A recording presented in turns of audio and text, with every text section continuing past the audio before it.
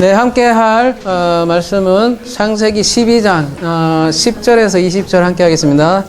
창세기 12장 10에서 20절 함께 하도록 하겠습니다.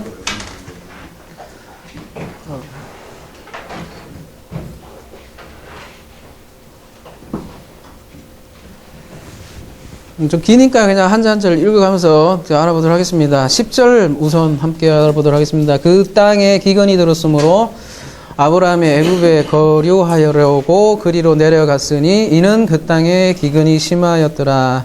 우린 지난 시간 아브라함의 행적에 대해서 한번 살펴보았습니다.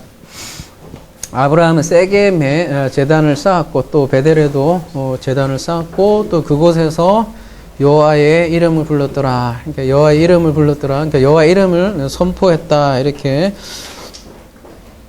번역을 할 수도 있고요. 그 땅에 그러니까 원주민들에게 여호와 신앙에 대해서 선포를 했다는 것을 알아봤고요. 그런데 그 땅에 지금 기근이 들었으므로 이렇게 얘기를 하는데 그 땅은 그러면 어디겠습니까?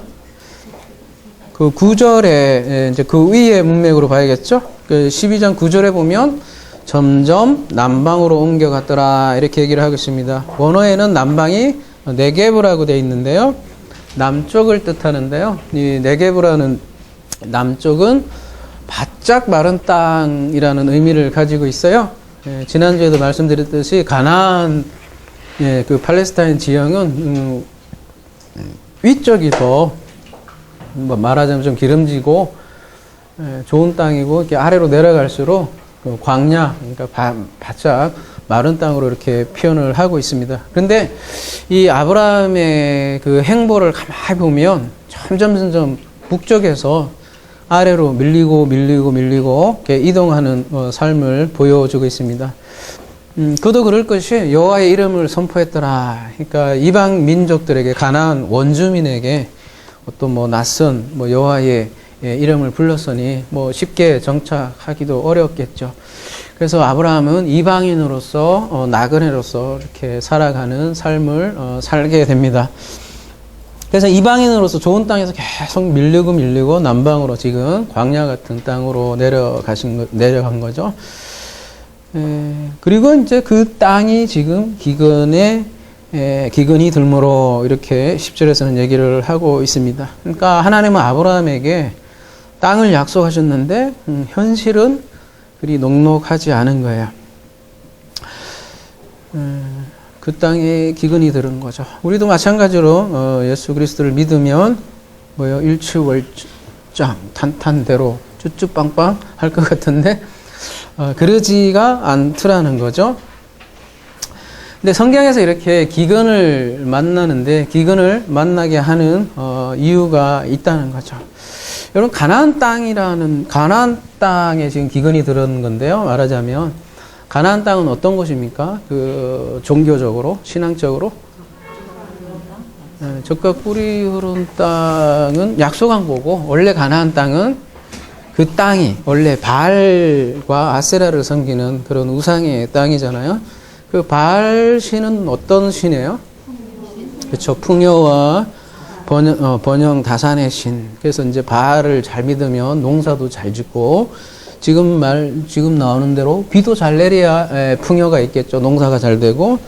근데 그 땅에 지금 기근이 들었다는 거는 어떤 장면이겠습니까? 그러면 바알을 쉽게 얘기하면 고발하는 장면이 되겠죠. 바알은 그 풍요를 약속하는 땅인데 그 땅에 기근이 들어버렸으니까 그런 1차적으로 바알을 고발하는 장면이라고 할 수 있겠고요. 또 중요한 거는 지금 바짝 마른 땅이 광야인데 하나님께서 광야에서 시험을 주는 목적이 있죠. 신명기 8장 2절에 가보면요. 내 하나님 여호와께서 이 40년 동안 내게 광야길을 걷게 하신 것을 기억하라. 이는 너를 낮추시며 너를 시험하사 내 마음이 어떠한지 그 명령을 지키는지 지키지 않는지 알려 하심이라. 이렇게 신명기에서 얘기를 하고 있습니다. 그래서 이 광야 시험은 다름이 아니라 오전에도 얘기했듯이 사람은 떡으로만 살 것이 아니라 하나님의 입으로부터 나오는 말씀으로 사는 존재다라는 것을 가르치기 위해서 광야 시험이 있는 것이죠. 마찬가지로 이스라엘이 그 광야에서 시험을 받았는데 무릎을 꿇었죠. 어떤 면에서. 그래서 애굽에 다시 돌아가려고자 하는 그런 불평 불만으로 가득 찬 게 이스라엘이었는데, 지금 아브라함도 마찬가지죠. 어떻게 보면 기근 앞에 무릎을 꿇은 거라고 할 수 있고, 그래서 하와도 그렇고 이스라엘도 그렇고 아브라함도 그렇고 계속해서 이 시험에 굴복하는 그런 모습으로 다가옵니다. 근데 마태복음 4장 3절 보시면요, 예수님께서 또한 이 광야 시험을 받으시죠. 이때 예수님께서 뭐라고 얘기해요?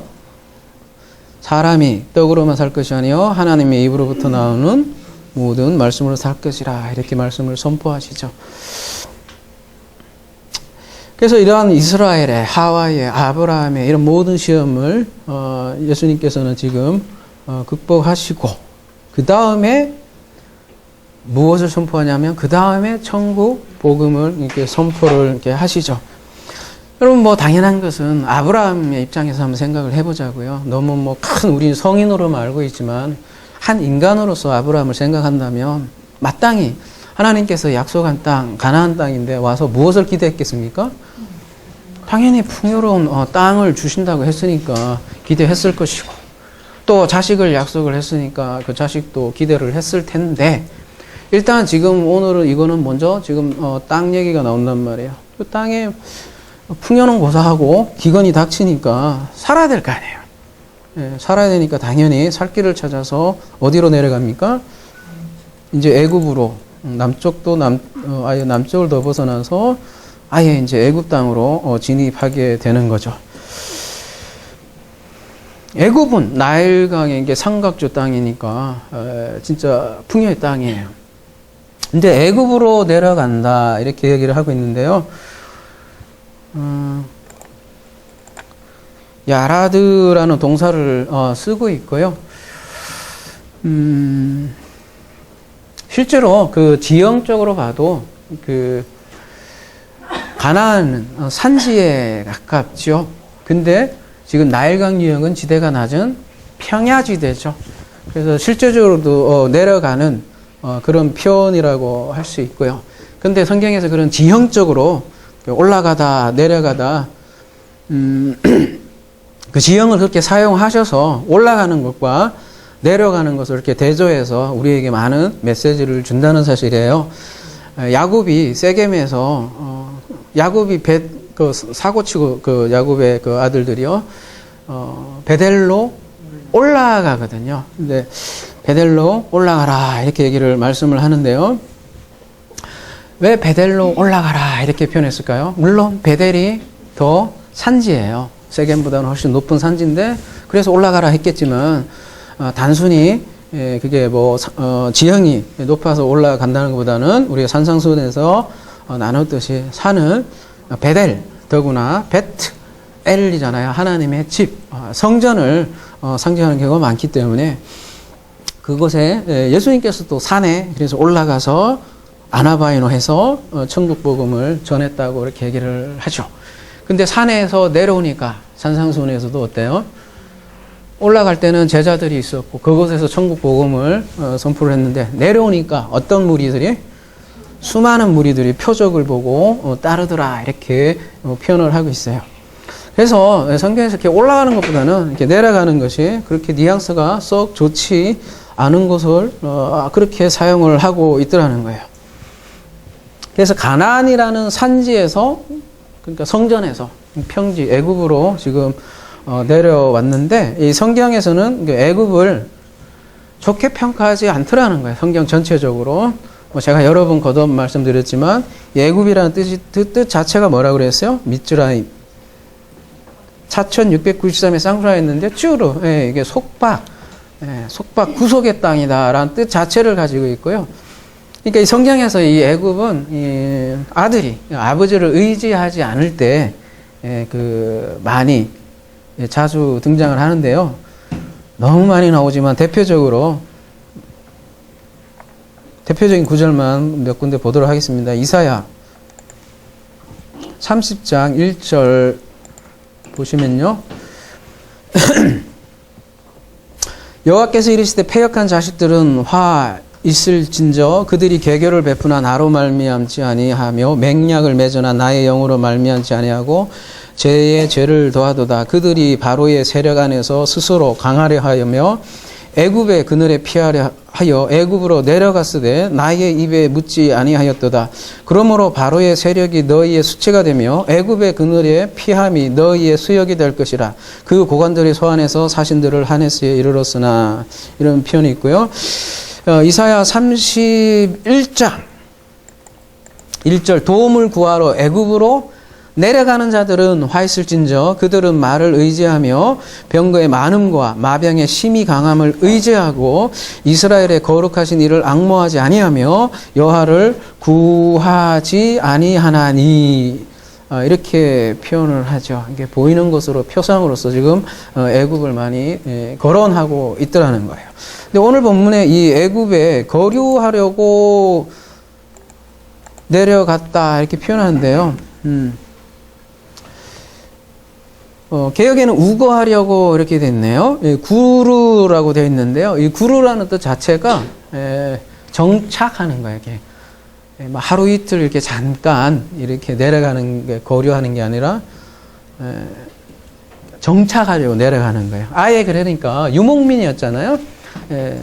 노마드의 삶에서 아예 그냥 애굽에 내려가서 이참에 정착하려고 내려갔다. 그런 뉘앙스를 가지고 있는 게 이 구루라는 거예요.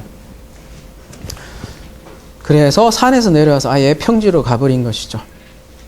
근데 그 애굽에서 내려갔다, 이게 이제, 아브라함이 내려가는 경우가 있고, 그러니까 인간이 이제 애굽으로 내려갔다는 것은 대부분 이렇게, 여호와를 의지 않는 문맥으로 나오지만 또 이 내려가다라는 게, 야라드라는 게 인간만 내려가는 게 아니에요. 그러니까 하나님도 야라드 하는 경우가 굉장히 많은데, 그러니까 이중성을 가지고 있어요. 그러니까 인간이 내려가는 거는, 좋지 않게 보지만 하나님이 이제 주어가 돼서 내려가는 경우는 전혀 다른 느낌을 우리에게 주는데요. 시내산에 뭐 예를 들어서 불로 내려왔다 이런 표현이 있거든요. 출애굽기 19장 18절에 보면 이렇게 하나님이 야라드 하는 경우가 있어요. 출애굽기 3장 8절 한번 가봐요.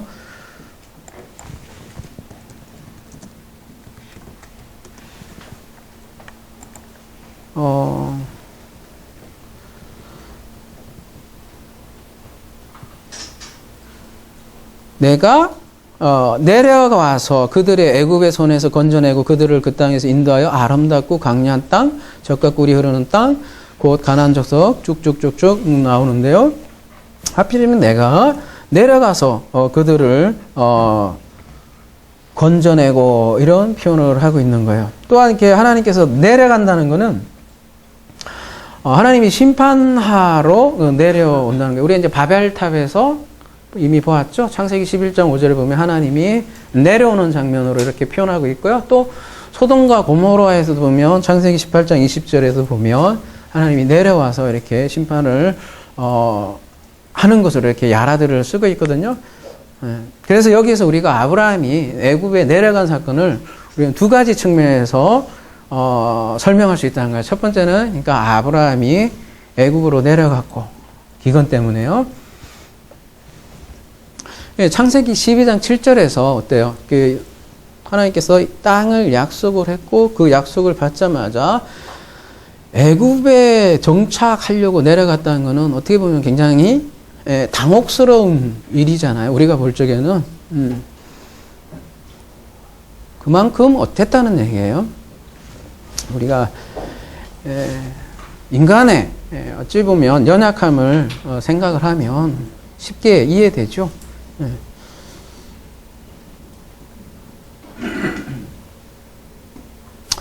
우리가 첫째 아브라함 기사의 첫 번째 다뤘던 장면이 아브라함이 우르를 떠나고 하란을 떠난 게 그렇게 쉽게 떠난 것이 아니라는 거죠. 첫 번째는 자기 형이 죽고 자기 아내가 불임 사건이 일어나고 그 다음에 데라라는 자기 아버지가 죽고 나서 많은 상실 끝에 끊어져서 밀리고 와서 이 가나안 땅에 왔듯이 그렇게 아브라함도 사람이라는 게 연약한 인간이었다는 거죠.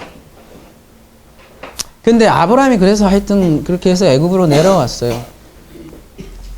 그런데 또 아브라함을 구원하려고 또 하나님 또한 애굽으로 내려가는 장면이라고 지금 볼 수 있는 거죠.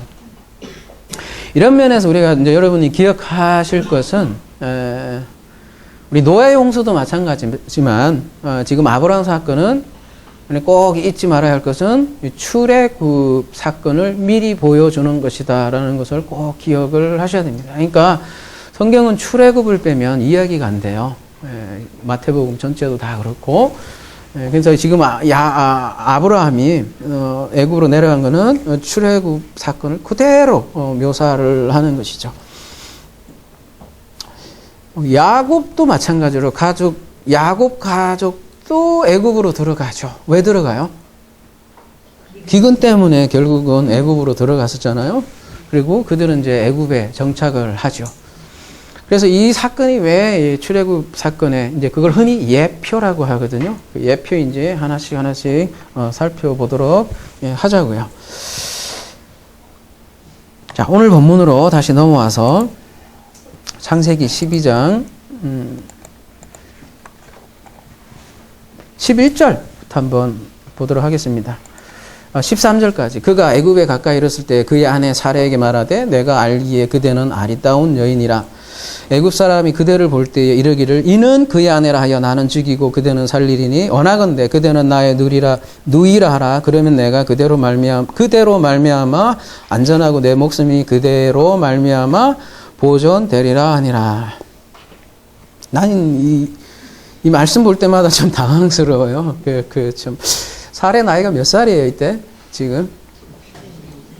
응? 65? 예. 어떻게 해서 이렇게 65세 정도로 얘기할 수 있죠? 예, 지금 아브라함 나이가 75살인데 둘이 나이가 차이가 몇 살이에요? 10살 정도 차이 나는 그 근거는 창세기 17장 17절에 가보시면요.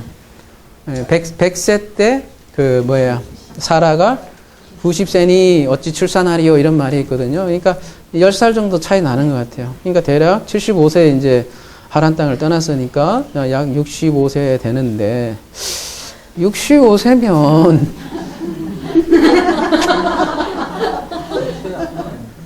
할머니 아닙니까 여러분?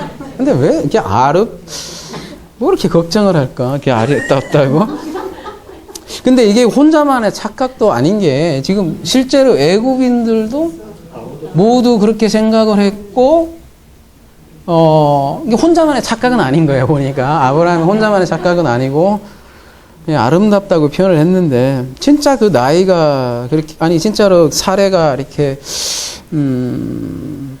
정말 아름다운 할머니였기 때문에 하면 수많은 생각을 하게 돼요. 그래서 많은 질문을 저는 하지 않을 수 없더라고요. 이 본문을 통해서. 그래서 주석들을 이렇게 한번 봤어요. 어떤 식으로 주석을 하나 봤는데 수만 가지 그 해석이 나와요. 첫 번째, 사례는 불임했기 때문에 젊다.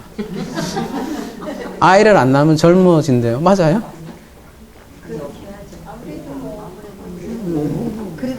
그래도 10살 정도지 얼마나 젊으면 얼마나 젊겠어요. 그냥 할머니는 할머니지.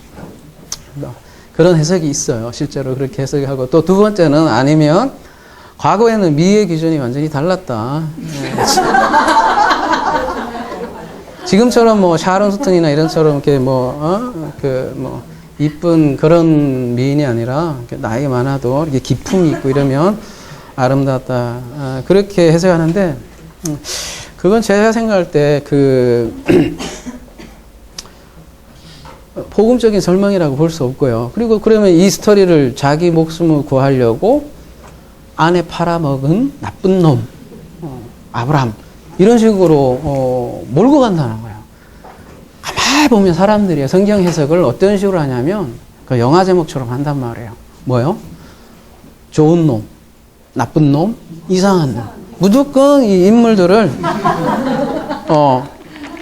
자기가 마음에 들면 좋은 놈으로 몰아놓고 또 나쁜 놈은 나쁜 놈으로 몰아놓고 이 좋은 놈도 안 되고 나쁜 놈도 안 되고 이 분류가 불가능한 놈은 이상한 놈으로 이렇게 영화 제목 참 잘 지었죠. 항상 좋은 놈, 나쁜 놈, 이상한 놈을 자꾸 여기서 가려내는 거예요.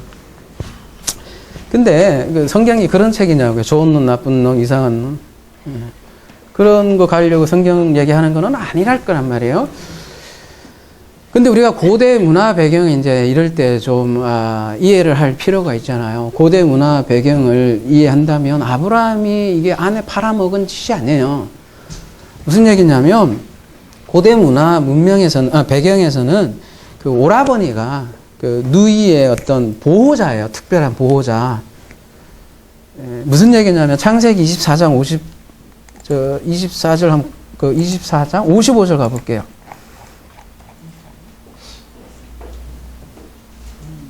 리브가의 오라버니와 그의 어머니가 이르되 이 아이로 하여금 며칠 또는 열흘을 우리와 함께 머물게 하라. 그 후에 그가 갈 것이다. 그러니까 오라버니가 어떤 발언권을 가지고 리브가를 시집갈 거냐 말 거냐를 발언을 하고 있고요. 더구나 창세기 여러분 그 유명한 34절 세겜 사건 보세요. 그 뭐 난리도 아니잖아요. 13절인가요? 야곱의 아들들이 세겜과 그의 아버지 하몰에게 쏘겨 대답하여 이르되 이는 세겜이 그 누이 디나를 더럽혔습니다.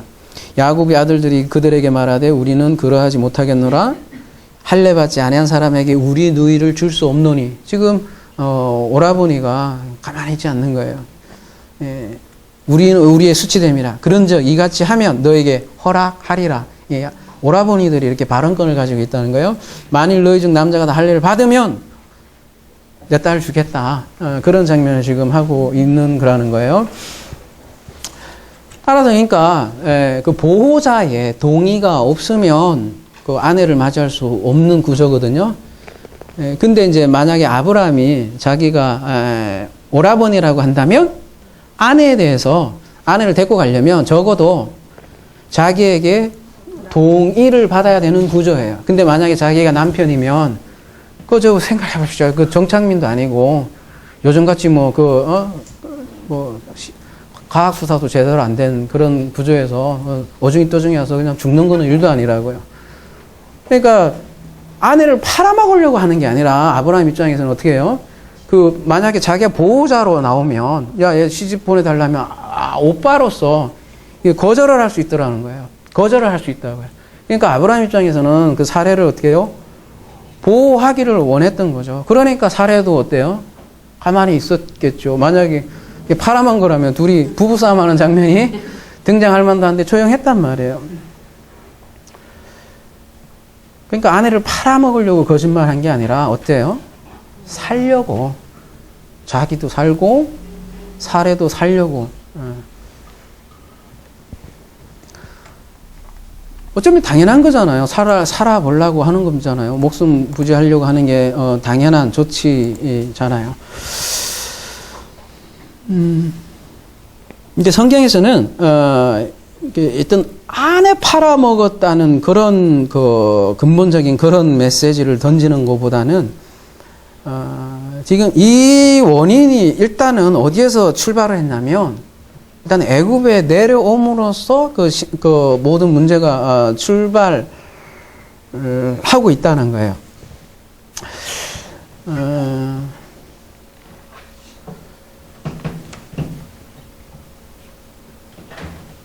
애굽이라는 뜻 자체가 속박의 땅이잖아요. 그러니까 애굽에 우리가 내려오면 어떤 상태로 되느냐라는 거를 성경에서는 고발하려고 하는 거고요. 그게 성경의 한결같은 메시지예요. 애굽에 대한. 그러면 한번 다시 이제 이런 생각을 해보자고요. 그 사례가 아름답다는 게 어떤 의미인지, 그 복음하고 무슨 상관인지 다시 한번 더 생각을 해봅시다. 14절. 아브라함이 애굽에 이르렀을 때 애굽 사람들이 그 여인이 심히 아리따움을 보았고 바로의 고관들도 그를 보고 바로 앞에서 칭찬함으로 그 여인을 바로의 궁으로 이끌어들인지라. 이에 바로가 그로 말미암아 아브라함을 후대함으로 아브라함이 양과 소와 노비와 안수 나귀와 낙타를 얻었더라. 여호와께서 아브라함의 아내 사레의 일로 바로와 그 집에 큰 재앙을 내리시니라. 아브라함의 거짓말이 그렇게 파렴치하다면 여러분, 지금 아브라함을 벌해야죠. 어떤 면에서. 근데 지금 누가 재앙을 받아요? 바로가 지금 재앙을 받잖아요. 이 재앙이라는 것도 보면 이게 뭐 여러분 이건 제가 원어로 나중에 보세요. 그러면 뭐 피부병 이런 뜻도 있거든요. 재앙이 아무래도 그 피부병 이쪽이었던가 봐요. 출애굽 당시에도 재앙이 있었는데 거기에는 이제 종기 재앙으로 등장을 하죠. 아무튼 이 14절에 이제 그 아브라함이 염려했던 바가 그대로 일어나죠. 근데 처음에는 여러분 가만히 보시면 처음에는 애굽 사람들이 그 여인이 아리따움을 보았지만 처음에는 이제 자기가 오빠라고 이제 누이라고 오라버니라고 해서 이 여인을 지킬 수 있었어요. 예, 처음에는 이제 불상사는 일어나지 않았죠. 근데 문제는 뭐냐면 15절에 보면 뭐요? 바로의 귀까지 들어가는 아주 복잡한 문제가 터져버린 거예요. 바로라는 뜻이 큰 집이라는 뜻인데요. 이제 큰 집에 팔려갔죠. 바로가 그녀를 락하, 취했다. 이런 표현을 지금 하고 있어요. 락하라는 거는 여기 호팔형으로 이렇게 되어 있는데요. 이게 수동형이에요, 수동형. 사역 수동형이라고 하는데요. 누군가 원인자가 있는 거예요. 그래서 바로가 사례를 이렇게 취한 거죠. 아브라함도 이제 살기 위해서 보냈던 모양이죠. 그리고 이제 바로는 지창금도 주고요. 정당한 지창금이죠. 그래서 아브라함 뭘 얻었어요? 양과 소와 노비와 낙타를 얻었다. 아브라함이 처음부터 이거를 계획한 건 아니죠. 아브라함도 사례를 보호하려고 하고 살려고 했는데 꼬여서 여러분 뭐 드라마 많이 보시지만 문제가 커지고 해서 결국은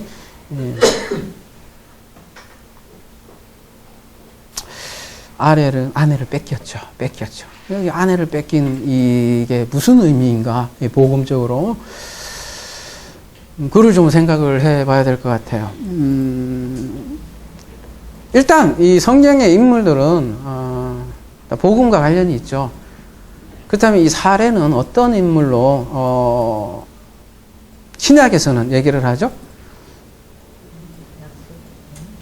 사도 바울은 갈라디아에서 한 가지 예를 들어서 얘기를 하죠. 사라와 하갈이라는 인물을 통해서 뭘 설명을 하죠? 쉽게 얘기해서 율법과 약속을 이렇게 대비해서 이렇게 얘기를 하죠.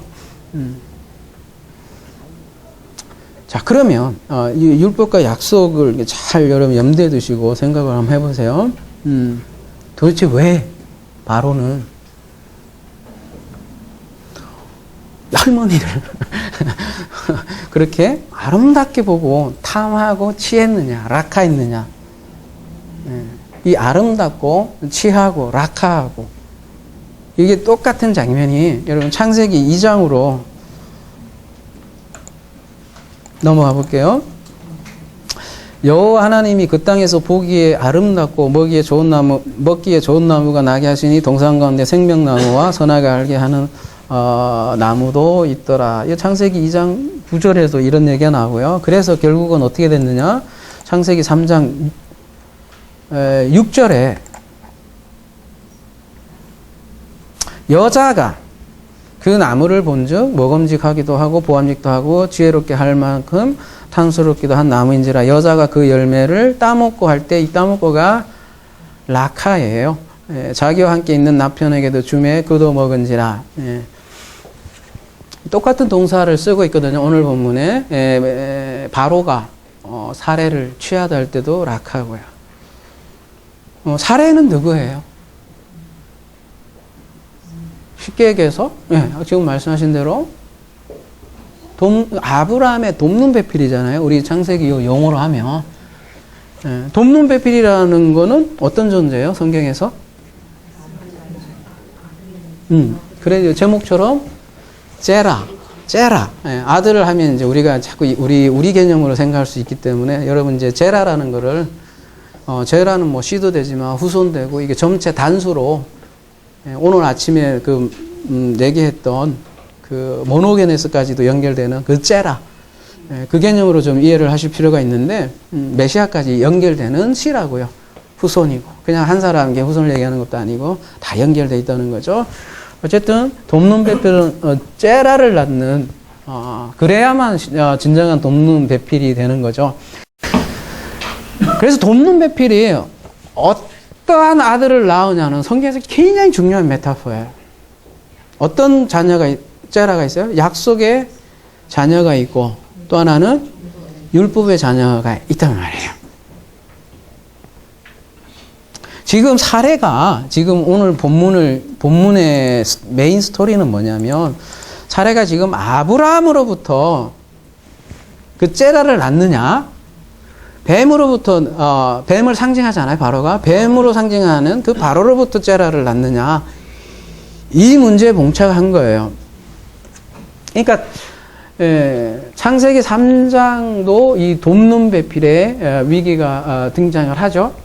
이 돕는 배필이 잘 보십시오. 선악과를 취하느냐 생명과를 취하느냐 그 스토리로 봉착을 하듯이 지금 사례도 바로 큰 집의 아들 그 바로의 아들을 낳느냐 아브라함의 아들을 낳느냐 이 문제에 봉착을 한 거라고요. 하나님은 뭘 약속을 했어요? 쉽게 얘기해서 약속의 가장 중요한 두 가지 핵심 키는 뭐냐면 하나님께서는 첫 번째 땅을 약속했어요. 두 번째는 자녀. 딱 두 가지예요. 여러분 창세기 12장이고 계속 보세요. 하나님 나라에 딱 두 가지로 되어 있다고요. 땅, 자손.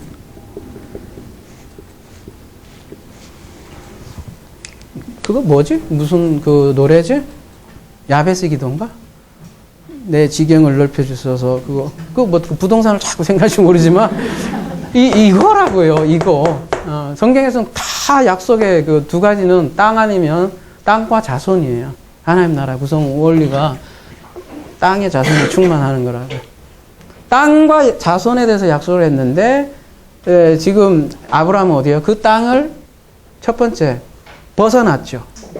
벗어났더니 또 두 번째 이 자손의 위기가 온 거예요. 땅도 위기 왔죠. 다음 주는 땅에 대한 위기가 나와요. 롯하고 나오잖아요. 자로하면 가고 울어 굉장히 넉넉하다 이런 식으로 많이 하지만 그건 땅에 대한 위기예요. 근데 지금은 땅에 벗어났더니 지금 자손에 대한 지금 위기를 한단 말이에요. 아니 하나님께서 제라를 약속했잖아요. 제라의 결국은 뭐예요? 이어지면 메시아 그리스도까지 연결되는데 하나님께서 약속하셨잖아요. 그러면은 돕는 배필 사례는 반드시 약속의 후손을 낳아야 하고 낳게 될 수밖에 없어요. 왜냐하면 하나님이 벌써 단돌이 쳤기 때문에. 근데 지금 바로로 인해서 지금 하나님의 약속이 흔들리게 되어 있는 거죠. 그러니까 이 스토리는 지금 애굽에 내려오면 이렇게 율법의 자녀를 낳는다는 것을 보여주는 거죠. 그래서 성경에서는 이렇게 돕는 배필의 위기, 이 제라의 위기는 계속해서 반복돼요. 그냥 중요한 메타포로. 그 다음에 뭐요? 예를 들면 사례가 아까 하갈, 사례와 하갈 얘기도 그 얘기잖아요. 이게 율법의 자녀를 낳느냐, 약속의 자녀를 낳느냐, 그 문제를 계속 사고 치는 얘기잖아요. 얘가 약속의 후손을 낳아야 되는데 자꾸 자기 방법으로 뭔가 해보려고 하는 그런 얘기들이 계속 나오잖아요. 자, 야곱의 후손들은 또 어때요? 기근 때문에 애굽에 들어가죠. 애굽에 들어가서 어떤 위기가 와요? 또 제라의 위기가 오죠. 어떻게 해요? 바로가 어린아이들을 다 죽이려고 하는 또 이 제라의 위기가 오고 궁극적으로 메시아까지 연결된다고 했는데 신약에서도 마찬가지죠. 신약에서도 이 제라의 위기가 어떤 식으로 등장을 해요? 그 바로를 꼭 닮은 헤롯이 등장하잖아요. 근데 헤롯이 어린아이를 다 죽이려고 하는 또 제라의 위기가 계속해서 나오는 것이죠. 계속 나와요. 성경에서 이렇게.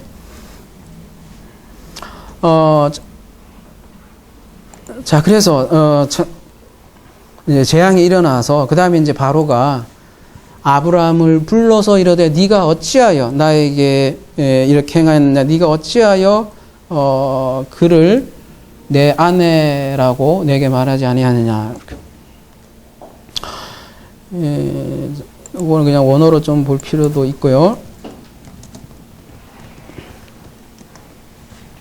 여러분, 이 어휘 이런 것들이 아마 좀 들어보시면 이게 모세가 저작인데요. 한 사람이 저작이면 그 냄새가 비쌀 수밖에 없는 거예요. 근데 이게 카라 이렇게 했는데 바로가 아브라함을 불러서 카라 이게 있는데요. 카라 이게 창세기 3장 9절에 한번 가볼게요. 여기에서도 보면 다 비슷한 장면이 나와요. 여호와 하나님이 아브라함을 부르시며 그에게 이르시되 네가 어디에 있느냐 이렇게 질문을 하시잖아요. 그 다음에 창세기 12장 19절에 보세요.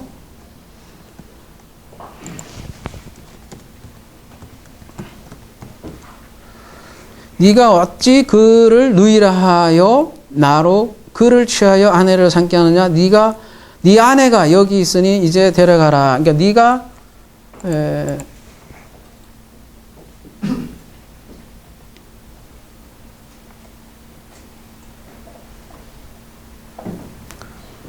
여기 어찌라는 게요. 이게 뭐예요? 마라고 되어 있는데 네가 어찌하여 네가 어찌하여 이게 여러분 보세요. 그 개역개정을 보면 계속해서 네가 어찌하여 이게 세 번에 걸쳐서 계속 반복돼요. 근데 창세기 3장 13절로 한번 다시 가볼게요.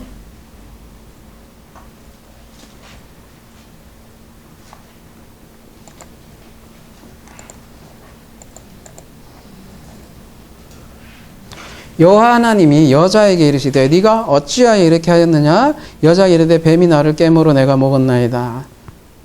이 질문은요 가인에게도 똑같이 해요. 창세기 4장 10절 이르시되 네가 무엇을 하였느냐. 내 아우의 피가 땅에서부터 내게 호산이라. 네가 무엇을 하였느냐 했겠지만 여기도 라는 언어를 똑같이 쓰고 있어요. 네가 무엇을 하느냐. 다시 오늘 본문으로 돌아와서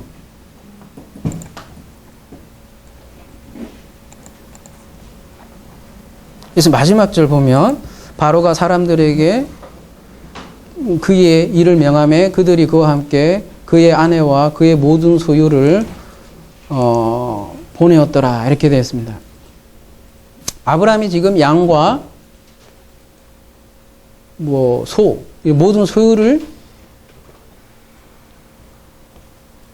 가지게 됐잖아요. 어쨌든 그리고서는 어떻게 돼요? 그 모든 소유를 보내었더라. 그리고서는 애굽을 어떻게 합니까? 떠났죠. 예, 그러니까 애굽했죠 여기도. 그러니까 어느 날 출애굽 때도 보면 이스라엘이 보면 뭐예요? 은금 폐물들을 다 가지고 떠났죠. 예, 똑같은 모습을 지금 그대로 보여주는 거죠.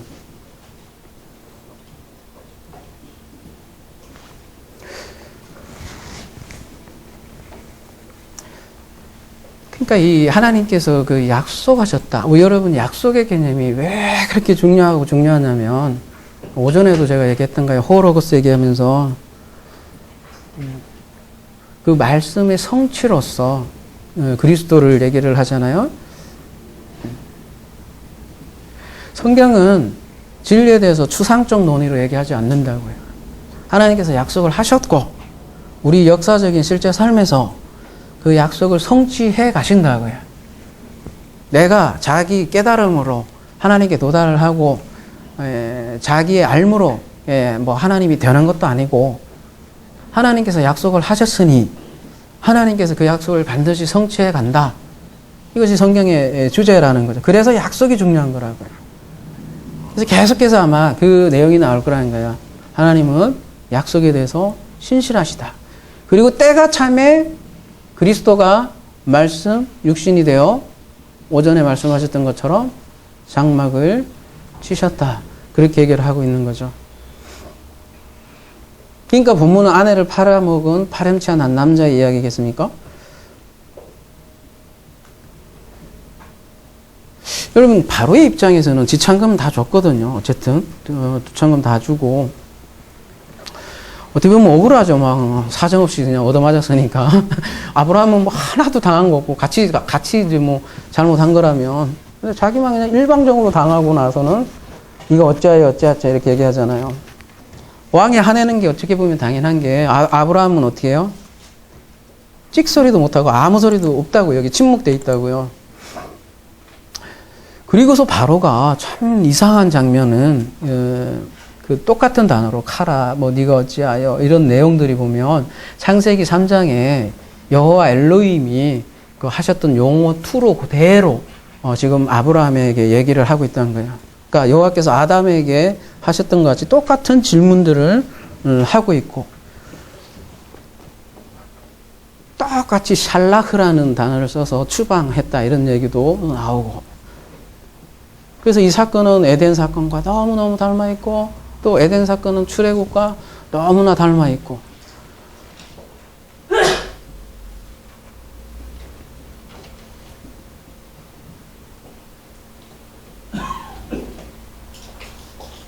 제가 출애굽 사건과 얼마나 많이 닮아 있냐면, 아브라함은 그 애굽에서 자기는 죽임을 당하고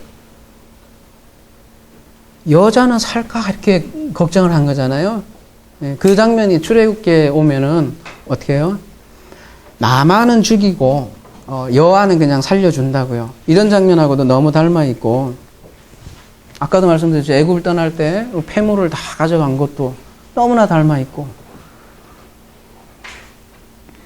둘 다 하나님의 재앙으로부터 해방을 가져다 줬고, 둘 다 똑같이 출발 명령을 해요. 그의 일들을 명하여 떠나보내는 장면. 바로도 결국은 떠나보내고. 그러니까 이 아브라함 스토리는 출애굽, 또 이 에덴 동산, 이런 게 그대로 연결되어 있다는 거예요. 그래서 가나안에서, 가나안 이 땅이잖아요. 가나안에서 벗어나면 약속이거든요. 약속의 땅 하잖아요. 그게 가나안이잖아요. 그러니까 요 약속에서 벗어나면 우리가 속박에서 살 수밖에 없다. 노예로 살 수밖에 없다. 이런 거를 보여주는 거죠. 그리고 실제로 노예로 살고요. 근데 거기서 어떻게 끄집어내느냐. 일방적이잖아요. 하나님의 열심에 의해서 그 속박의 땅, 미즈라임에서 해방시켜준다. 그래서 창세기 15장 13절에 보면 어떤 얘기가 또 나와요? 가볼게요. 창세기 15장. 나중에 다룰 내용이지만 13절에 여호와께서 아브라함에게 이르시되 너는 반드시 알라. 내 자손이 이방에 객이 되어 그들을 섬겼고 그들은 400년 동안 내 자손을 괴롭힘이 쭈쭈쭈쭉 나오죠. 이때 이미 또 출애굽 사건을 또 예언을 하고 있죠. 하나님은 아브라함에게 땅과 식객에서 자손을 약속을 했어요. 그리고 네가 복 자체가 될 거다. 그래서 창세기 12장에는 너를 저주하는 자는 저주를 받고 축복하는 자는 축복한다고 얘기했어요. 그러니까 아브라함을 통해서 구원을 이루어 가겠다. 이렇게 약속을 했다는 거죠. 그리고 그 약속은 출애굽까지 연결되고 더 멀리는 바벨론 포로까지 또 그대로 연결이 돼요. 이사야 51장. 이제 너희 조상 아브라함과 너희를 낳은 사라가 생각하여 보라. 아브라함이 혼자 있을 때 내가 그를 부르고 그에게 복을 주어昌盛하게 하였느니라. 나 여호와가 시온의 모든 황폐한 곳들을 위로하여 그 사막을 에덴 같게 그 광야를 여호와의 동산 같게 하였나니 그 가운데서 기뻐함과 즐거움과 감사함과 칭화하는 소리가 있으리라. 이 이사야 51장은 전체 바벨론 유수에 관한 맥락에서 이렇게 얘기를 하는 거거든요. 그리고 더 최종적으로 어디까지 연결돼요? 아브라함 사건이니까 제가 말씀드리고 싶은 거는 이게 아브라함 사건이 그냥 아브라함 사건만 톡 동떨어져 있는 게 아니라고요. 다 연결이 돼 있다. 그래서 제가 성경은 한 생명이다, 한 인물이다, 한 생명으로 다 연결돼 있다고 얘기를 하잖아요. 성경 전체가 다 줄줄이 사탕으로 엮여 있다고요. 그래서 저 멀리는 이제 신약까지 그대로 이게 연결돼요. 어디에서 이런 장면이 나와요? 마태복음 2장 15절 가볼게요. 그래서 굳이 이런 얘기를 하는 거예요. 어떻게 보면 별 이렇게 이어지는 내용 같지도 않은데 생뚱맞게 헤롯이 죽기까지 거기 있었으니 이는 주께서 선지자를 통하여 말씀하신 바 애굽으로부터 내 아들을 불렀다 함을 이루려 하심이니라. 예수님께서 애굽으로 갔다 돌아온 거를 지금 출애굽과 연결을 하고 있잖아요. 그리고 마찬가지로 사도 바울도 출애굽 얘기를 먼 옛날 얘기가 아니라 바로 우리 교회 얘기다라는 거를 이런 식으로 얘기하죠. 여러분 계속 보는 너무나 유명한 구절 뭐예요? 형제들아 나는 너희가 알지 못하기를 원하지 아니하노니 우리 조상들이 다 구름하에 있고 바다 가운데로 지나며 모세에 속하여 다 구름과 바다의 세례를 받고 다 같은 신령한 음식을 먹었으니 다 같은 신령한 음료를 마셨으니 이는 그들을 따른 신령한 반석으로부터 나셨으며 그 반석은 곧 그리스도라. 그리고 이게 우리의 얘기니까 이게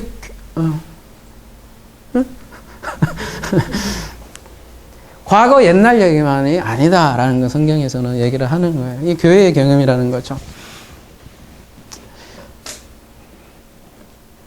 근데 출애굽하고 조금 다른 건요. 이제 이 지금 제라의 얘기, 이 안에 돕는 배필이 얼마나 중요한 얘기인지 약속의 관점으로 바라보시면 얼마나 중요한 관점인지 3번이나 나와요. 12장, 20장, 26장. 근데 그 출애굽 때 바로보다 조금 다르게 보이는 거거든요. 이 바로가 어떻게 보면 도덕적으로 그 족장보다 오히려 나아 보일 때가 있다는 거죠. 그러니까 아브라함은 그냥 침묵으로 이렇게 얘기를 하고요. 아까도 말씀드렸듯이 이게 창세기 12장이 바로가 이렇게 얘기하는 모습이 창세기 3장을 빼다 닮았다니까 그 어휘가 가라, 뭐, 어찌하여, 뭐, 이런 것들이, 아담과 하와와 대화하고 너무나 닮아 있더라는 거예요. 아까도 말씀드렸듯이, 아브라함이 애굽에 내려왔어요. 그럴 때 하나님께서도 같이 내려왔다. 뭐를 위해서요?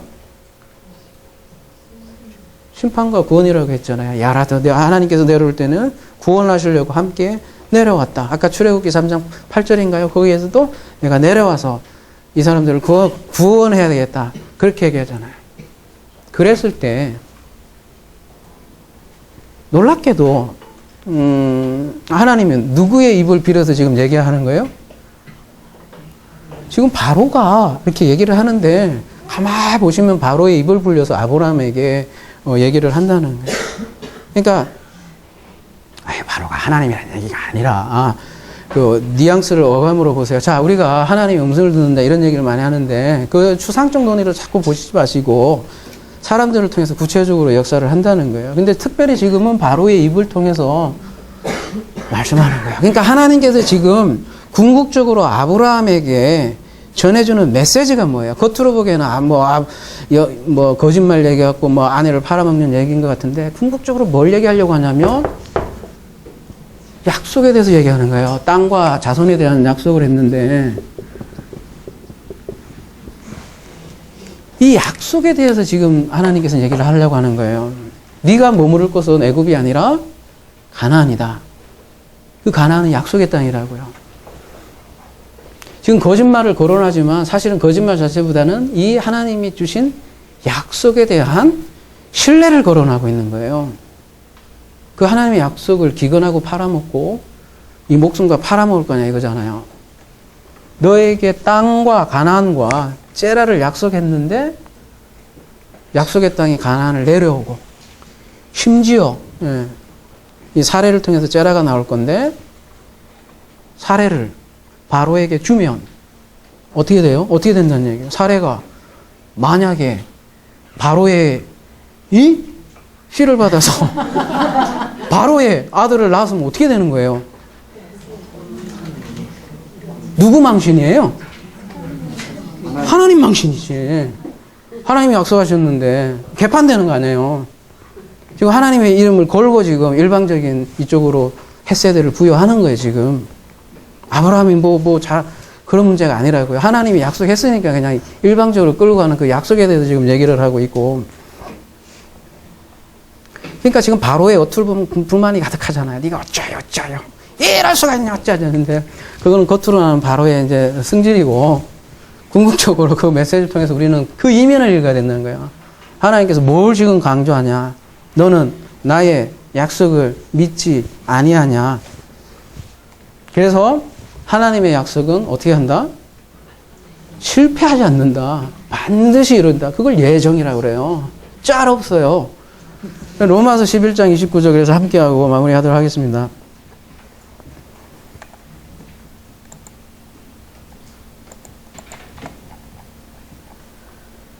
하나님이 은사와 부르심에는 후회하심이 없느니라. 이 말씀이 그 말씀이에요. 하나님은 제라를 약속하셨고 약속하신 이상 반드시 성취한다. 그래서 오늘 스토리는 단순히 도덕적으로 아내를 팔아먹은 한 남자를 고발하는 게 아니라 뭐예요? 아까 우리 요한복음에서도 얘기했잖아요. 일은 피나 육정이나 난자의 성으로 이루어지는 것도 아니라 오로지 에크데오스, 약속을 성취해가는 하나님의 신실함, 그 신실함이 이제 다음 요한복음에서는 은혜와 진리로 이제 딱 표현이 돼요. 헤세드와 에메트. 헤세드 에메트가 다름이 아니라 신실이라는 뜻이에요. 신실. 지금 창세기 독자는 누구예요? 잘 생각해 보십시오. 지금 창세기 12장을 읽는 독자는 누구예요? 예? 그렇죠. 출애굽한 백성들이에요. 그들은 지금 가나안 땅을 눈앞에 두고 있는데 뭐라고 얘기하는 거예요? 그 사람들한테. 너희 하나님은 이러한 하나님이다. 너희들에게 가나안 땅 주기를 약속했지? 이스라엘 백성에게 모세는 그거 얘기하고 있는 거예요. 너희들에게 하나님 약속을 했지? 하나님 이렇게 신실하지? 그러니까 가나안 땅 주겠느냐 안 주겠느냐? 예? 가나안 땅 보니까 쫄았어. 요새도 있고. 근데 줄 거냐 안 줄 거냐? 지금 그 얘기하고 있잖아요.